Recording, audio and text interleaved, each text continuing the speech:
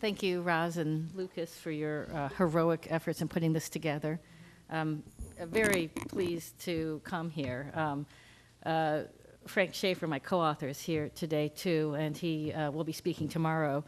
We wrote this book, AWOL, about the disconnect between who serves and who leads in this country and how it hurts our country as a whole.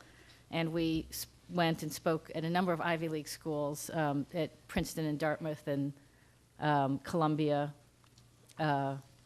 and Yale. But we weren't able to swing Harvard, and so we're glad to correct that finally now, today.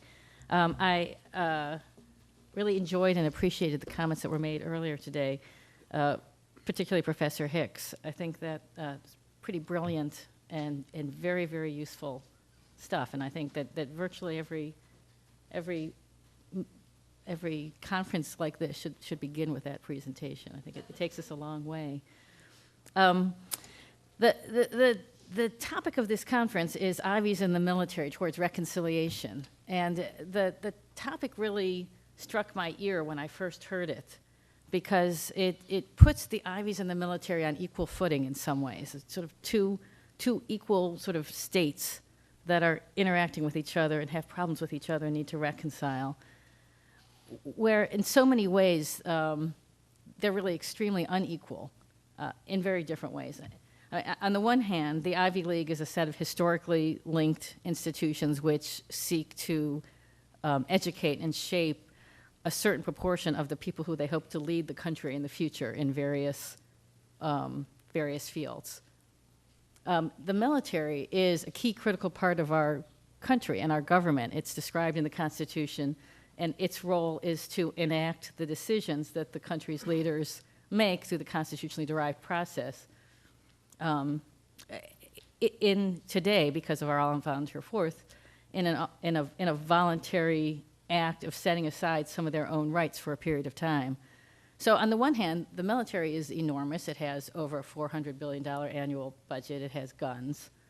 It seems more powerful than the Ivy League, which has no constitutional existence, and we hope it doesn't have any guns.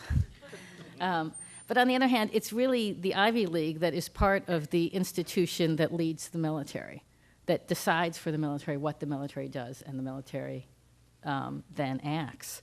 So while I think that reconciliation is an important idea and a concept, I think it's also important for the people who feel aggrieved with the military to realize that they are the military's boss, and that the role that the military plays in our society is a role that is properly shaped by the society.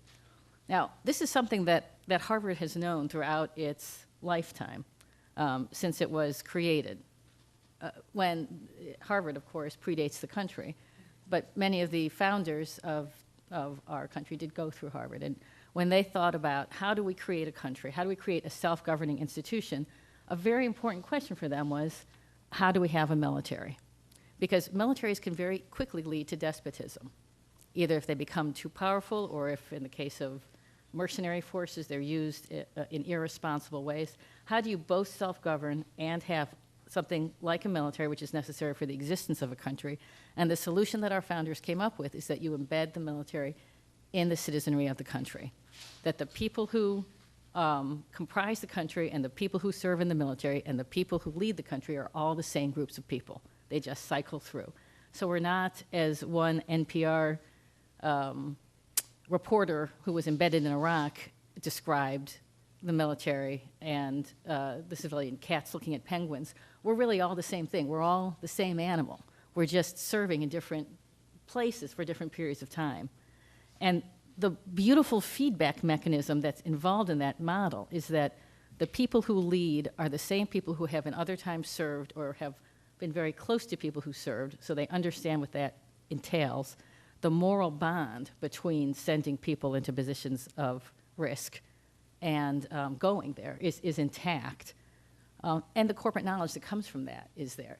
So throughout our history, we built up in times of war, and we drew down when the war was over. And who served was very broadly shared across classes. And if you look at the lines of who died in previous wars, you'll see lots and lots of Harvard graduates up until the Vietnam War and past that. And so this system worked, and it worked all the way through the Cold War. In the mid-1950s, a majority of the graduates of the Ivy League colleges would serve a tour of duty in the military. There was conscription, but the vast majority of them weren't conscripted. It was just an incident of citizenship and understood as an important part of being a leader of the society. That changed for a number of reasons in the late 60s and was quantified in a way. It was institutionalized with the creation of the all-volunteer force when we decided with the all-volunteer force to sort of shift the burden of recruiting to the Defense Department. So now it's not Uncle Sam who wants you, it's the Marine Corps or the Army or the Navy. And it's a more targeted appeal. We today tend to recruit people who are most likely to serve. So we recruit people who are from family members, from families where people have served, and we recruit people from communities where there's already a high degree of service. These are the people who know the positive sides of service. They're more likely to serve. You get more bang for your buck with your recruiting dollar. And if you're in the Defense Department, you need to stretch your dollars. That's how it goes. The unintended consequence of this, perhaps, is that places like the Ivy League and other places where leaders are trained are increasingly peopled by folks who have never met anyone who served in the military, in the active duty military. Perhaps they had someone in a previous generation, but no one who they lived through their service. And they don't have that, either the experience that comes from living through the service or the bond and the emotional and moral connection to what that service means.